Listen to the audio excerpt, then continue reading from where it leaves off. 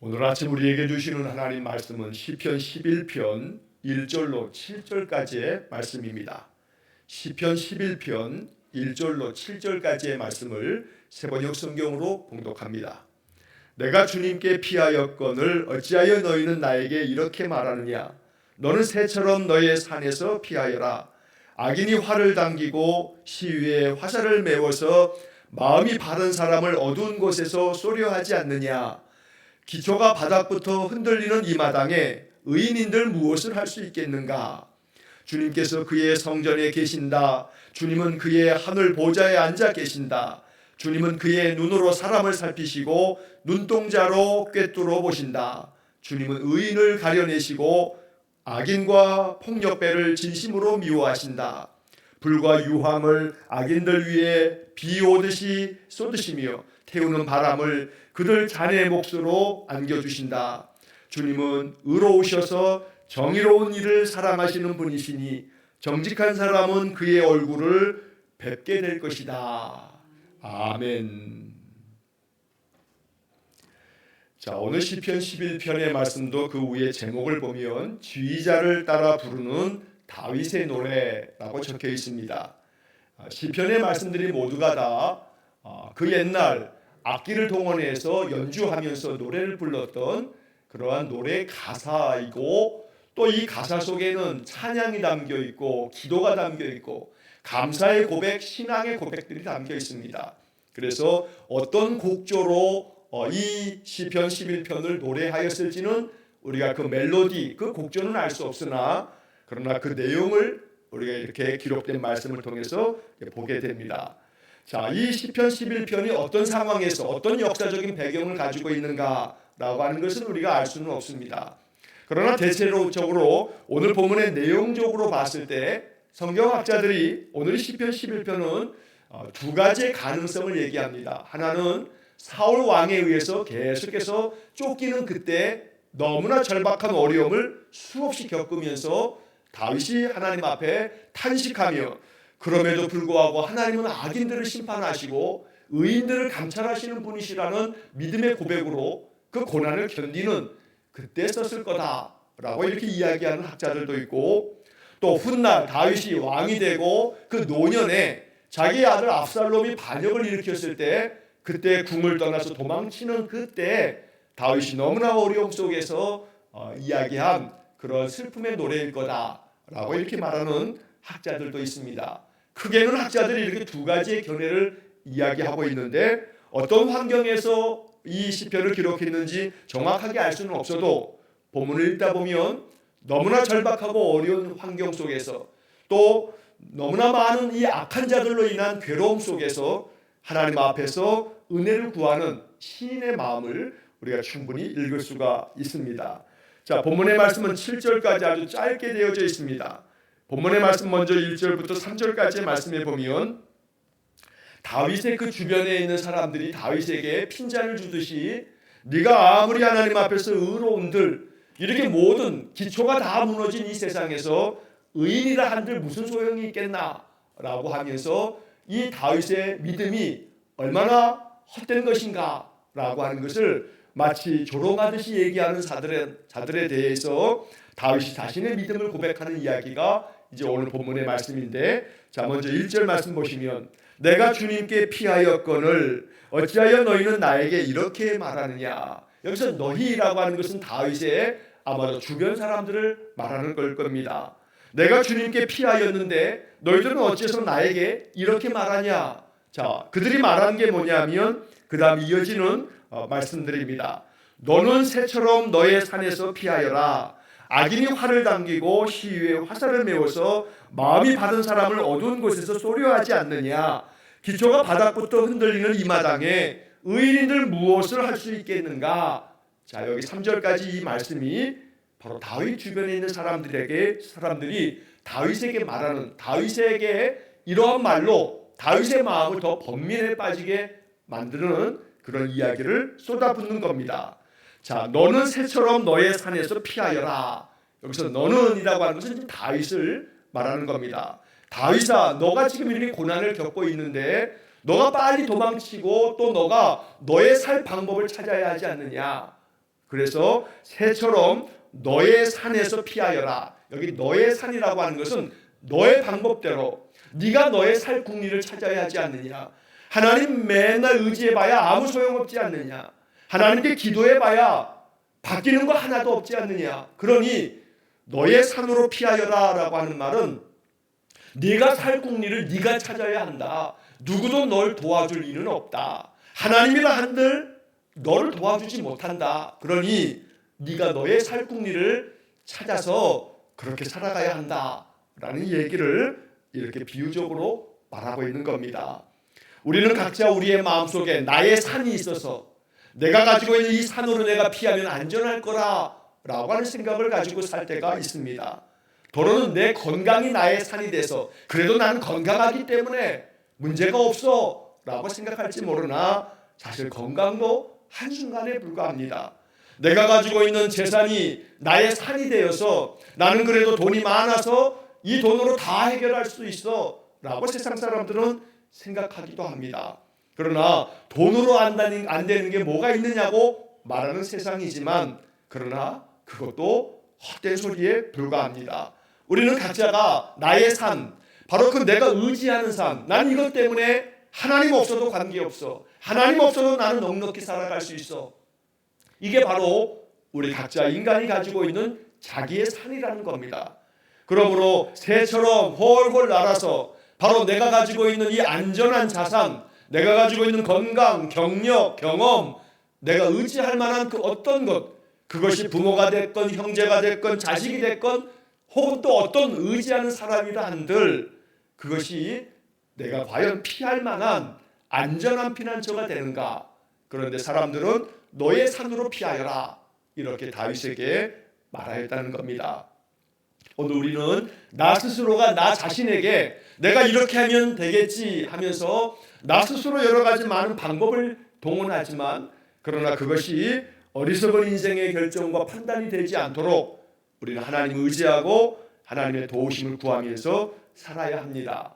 다윗의 그 주변 사람들은 2절과 3절에서 이렇게 말합니다. 악인이 활을 당기고 그 시위에 화살을 매겨서 그래서 마음이 바른 사람을 어두운 곳에서 쏘려 하지 않느냐.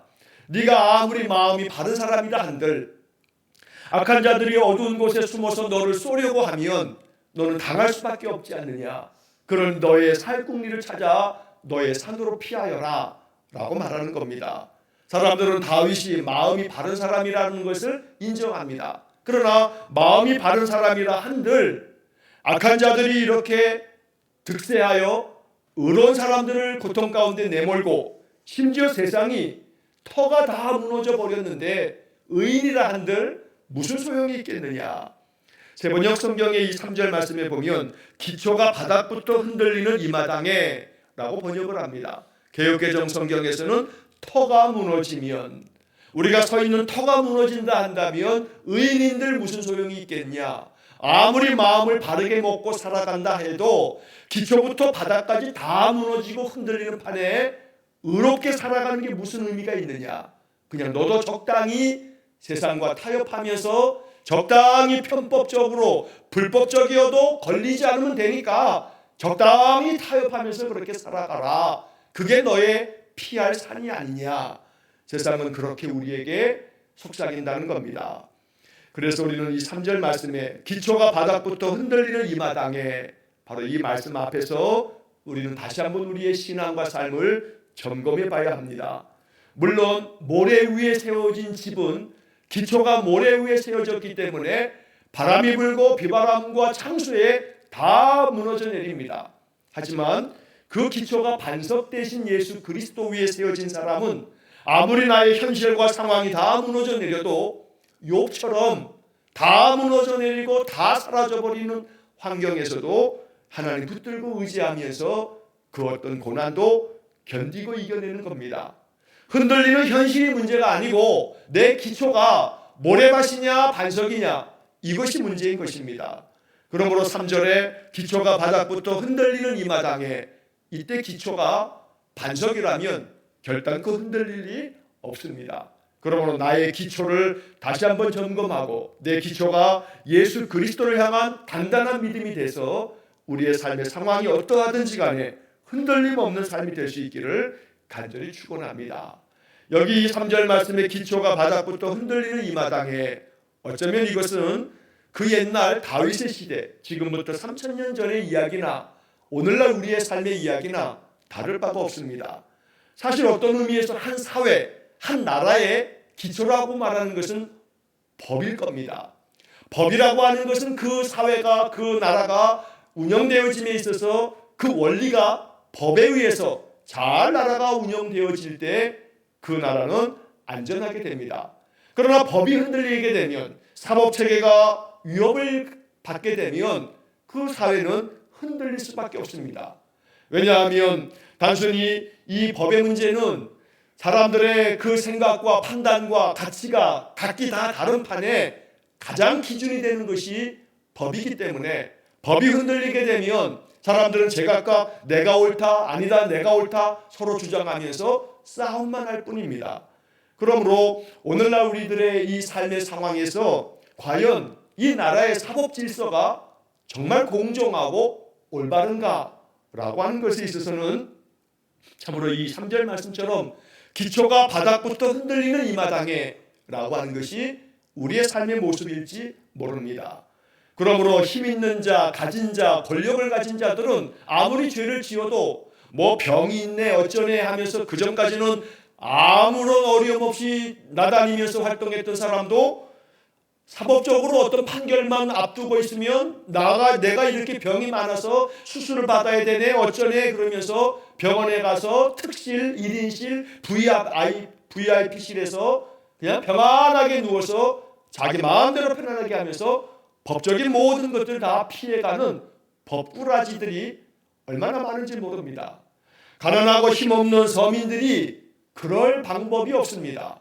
그러나 힘없는 이들에게는 아주 엄격하고 정확하게 들이대는 이 사법적인 칼날이 권력을 가진 자들, 또 많은 부와 명예와 힘을 가지고 있는 사람들에게는 아무런 힘도 발휘하지 않는 그런 이 사법체계, 판사들도 마찬가지고 검사들도 마찬가지고 사법권을 가지고 있는 경찰들도 마찬가지입니다.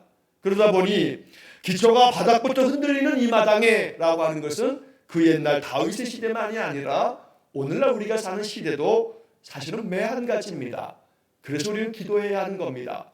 이 땅에 사법 질서를 다루고 있는 모든 이들에게 공정한 마음을 하나님 부어주십시오.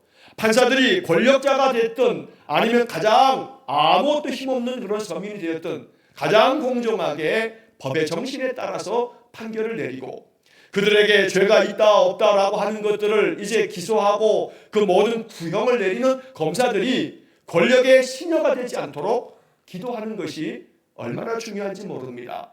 모든 수사 단계에 있어서 그 모든 것들을 자기 식구들 다 그냥 덮어주는 것처럼 경찰도 검찰도 자기 식구들, 자기 경찰, 자기 검사들은 그저 죄가 있어도 다 덮어버리는 그러한 것들을 우리는 비일비재하게 보고 있습니다.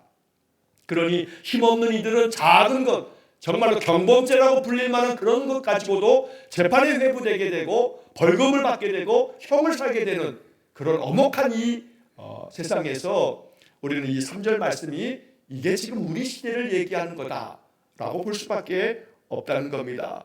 그러다 보니 기초가 바닥부터 흔들리는 이 세상에서 사람들은 생각합니다. 바르게 산다 한들 무슨 소용이 있나? 마음이 바른 사람이 무슨 의미가 있겠나? 그러면서 사람들은 점점 그 지도자들의, 그 악한 자들의 모습을 닮아가면서 사회는 점점 더 부패해지는 겁니다. 그러니 원한을 가지고 있는 사람들이 그냥 이유도 없이 아무런 관계가 없는 사람들을 그저 대낮에 이렇게 불특정 다수에게 흉기를 휘두르면서 그런 폭행과 폭력과 살인이 나타나는 것이 우리 사회의 모습인 것입니다. 이것을 어디서부터 어떻게 돌려야 되는가? 사실 우리 믿음의 사람들은 하나님 앞에 더 깊이 기도하면서 우리 신자들의 삶이 이 땅에서 빛된 삶, 소금의 삶을 감당하면서 이 땅에 정말로 많은 이 사법 질서를 다루는 그런 사람들 가운데도 기독교 신자들이 있는데, 강단에서부터 그러한 모든 것들에 대한 올바르지 않은 것에 하나님이 어떻게 다루시는가 라고 아주 엄중히 말씀이 선포되고, 그러면서 사법 체계에 있는 많은 신자들부터가 그들이 하나님을 더 두려워할 줄 아는 그런 마음을 갖도록 우리는 기도해야 될 것입니다. 무엇보다 나 자신은 어떠한가? 나의 기초는 어떠한가? 나의 삶은 과연 어떠한가? 오늘 나의 인생이 예수 그리스도의 터 위에 단단히 세워지는 그런 인생집, 믿음의 집이 될 수 있기를 주의 이름으로 간절히 축원합니다. 자, 4절 이하의 말씀에서 이렇게 다윗은 그 주변 사람들이 계속해서 아무리 네가 의롭게 산다 한들 마음이 바른 사람이라 해도 이렇게 터가 다 흔들리는 판에는 그게 무슨 소용이 있겠냐고 사람들은 조롱하듯 말하지만 다윗은 자기의 신앙 고백을 당당하게 선언합니다. 4절 이하의 말씀에서 다윗의 마음을 우리가 이제 엿볼 수 있습니다. 먼저 4절에 주님께서 그의 성전에 계신다. 주님은 그의 하늘 보좌에 앉아 계신다. 주님은 그의 눈으로 사람을 살피시고 눈동자로 꿰뚫어 보신다. 이게 다윗의 신앙 고백입니다. 그리고 우리는 이 4절의 말씀을 마음 가운데 받아 새겨서 이것이 나의 신앙 고백이 될 수 있어야 합니다.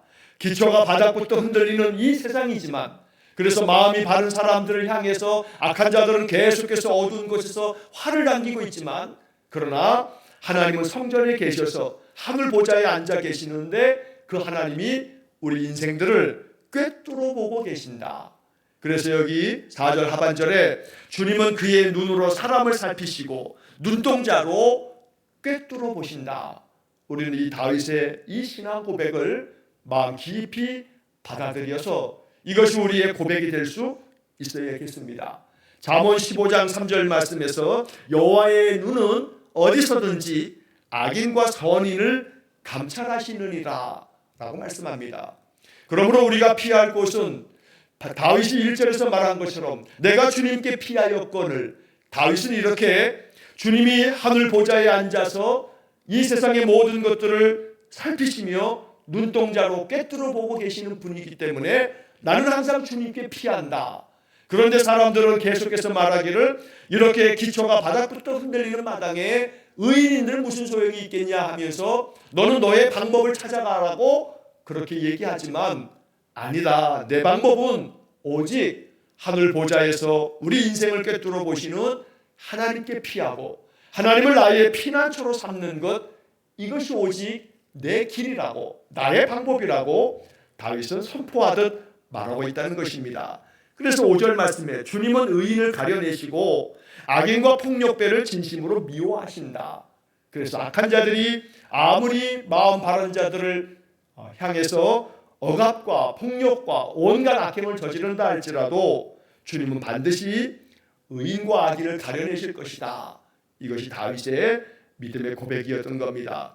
6절 말씀에 그래서 하나님 반드시 악인에 대해서 이렇게 심판하실 것이라고 다윗은 이야기합니다. 불과 유황을 악인들 위에 비오듯이 쏟으시며 태우는 바람을 그들 잔의 몫으로 안겨주신다. 하나님께서 불과 유황으로 악한 자들을 심판하실 그날이 반드시 있을 것이라고 다윗은 믿었던 겁니다.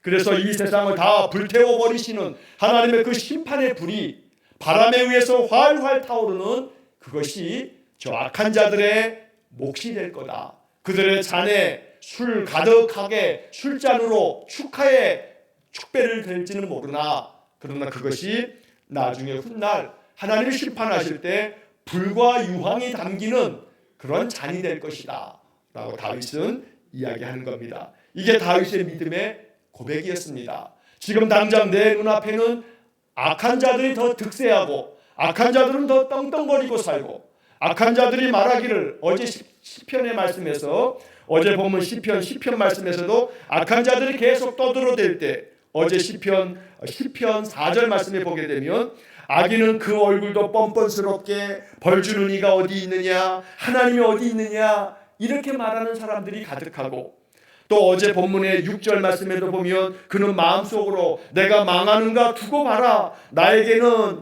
언제라도 불행과 저주란 없다 이렇게 악한 자들이 외치는 그런 세상에서 다윗은 분명한 신앙 고백으로 이렇게 말했던 겁니다. 반드시 불과 유황으로 하나님이 악한 자들을 심판하시는 그날이 있다. 그러므로 나는 하나님 앞에 피하고 하나님을 더 의지하고 하나님만을 나의 기초로 삼아 인생을 살아가겠다. 이게 다윗의 선포였던 겁니다. 이것을 이스라엘 사람들은 마음에 계속 읊조리면서 여기에 곡절을 붙여서 노래하면서 오랜 세월 유대인들은 이스라엘 백성들은 이 말씀을 붙잡고 살았던 겁니다. 마지막 7절 말씀에 주님은 의로우셔서 정의로운 일을 사랑하시는 분이시니 정직한 사람은 그의 얼굴을 뵙게 될 것이다. 이 7절의 말씀처럼 주님은 의로우신 분이시다. 정의로운 일을 사랑하시는 분이시다. 그러므로 내가 아무리 나의 현실이 너무나 절박하게 다 무너져 내리는 것 같다 할지라도 내가 결코 악인들과 합할 수는 없고 악을 꾀할 수는 없다. 왜냐하면 하나님은 정의로운 일을 사랑하시는 분이시므로 오직 정직한 사람이 하나님의 얼굴을 뵙게 될 것이므로 나는 정의의 길, 정직한 길, 옳은 길을 따라가겠다. 다윗은 이렇게 노래하였던 겁니다. 우리는 지금 시편의 말씀을 쭉 읽고 있는데 시편 1편, 시편을 시작하면서 맨 처음 시편 1편의 마지막 9절, 6절 말씀에서 시인은 이렇게 노래했습니다. 오직 의인들의 길은 여호와께서 인정하시나 악인들의 길은 망하리로다. 시편 1편의 이 선포는 시편 전체의 서론이면서 또 결론입니다. 하나님께서 의인들의 길은 인정하시지만 악한 자들은 망하리로다 라고 이야기합니다. 오히려 우리가 볼 때에는 악한 자들은 대대에 걸쳐서 떵떵거리고 살아가는 것 같은데 무슨 소리냐 라고 말할지 모릅니다. 그러나 그렇게 해야 인생은 100년, 200년, 300년 아무리 3대, 4대, 5대 걸쳐서까지 그렇게 살아갈 것 같지만 절대로 그렇지 않습니다. 끼케야 한 대, 두 대가 넘어가면 그러면 그 집안이 악한 자들은 무너져 내릴 수밖에 없습니다. 그러므로 하나님 앞에서 우리는 여호와께서 인정하시는 삶, 여호와께서 칭찬하시는 삶, 바로 그것이 우리 믿음의 사람들의 인생이 되어야 합니다. 의인들의 길은 여호와께서 인정하신다는 시편 1편 6절 말씀을 다시 한번 새기면서 기초가 바닥부터 흔들리는 이 세상 가운데서 나의 기초를 예수 그리스도 그 터 위에 단단히 세워서 흔들림 없는 인생 되고 주님이 칭찬하시는 인생 되고 마지막 오늘 7절 말씀에 말한 것처럼 정직한 사람은 그의 얼굴을 뵙게 될 것이다. 날마다 하나님의 얼굴을 뵙는 그런 믿음의 삶, 은혜의 삶이 될 수 있기를 주의 이름으로 간절히 축원합니다. 기도하겠습니다. 자비로우신 아버지 하나님, 우리 인생의 모든 삶이 주님께로 말미암나니 주님만 바라고 의지하며 살아가는 믿음을 허락해 주옵소서. 아무리 세상의 삶이 기초가 바닥부터 흔들리는 그러한 형국이라 하여도 오직 주님만을 바라고 주님의 은혜만을 구하며 살아가는 우리 성도들 되게 해 주옵소서. 그리하여 하나님께서는 사람을 살피시고 눈동자로 꿰뚫어 보시는 분이시니 우리가 믿음 가운데 살아갈 때에 우리의 삶을 인정해 주시고 칭찬해 주시고 주님의 큰 능력과 은혜로 우리의 삶을 지켜주시고 도와주옵소서. 우리의 모든 삶을 주님께 의탁하오며 예수님 이름으로 기도하옵나이다. 아멘. 우리 구주 예수 그리스도의 은혜와 하나님 아버지의 극진하신 사랑과 성령의 교통하심이 날마다 나의 삶의 기초를 예수 그리스도 터 위에 세워 언제나 흔들림 없고 든든한 삶을 살아가기를 간절히 소원하며 기도하는 머리 숙인 귀한 성도들 위해와 저들 가정과 온 가족들 위해 영원토록 함께 하시길 축원하옵나이다. 아멘.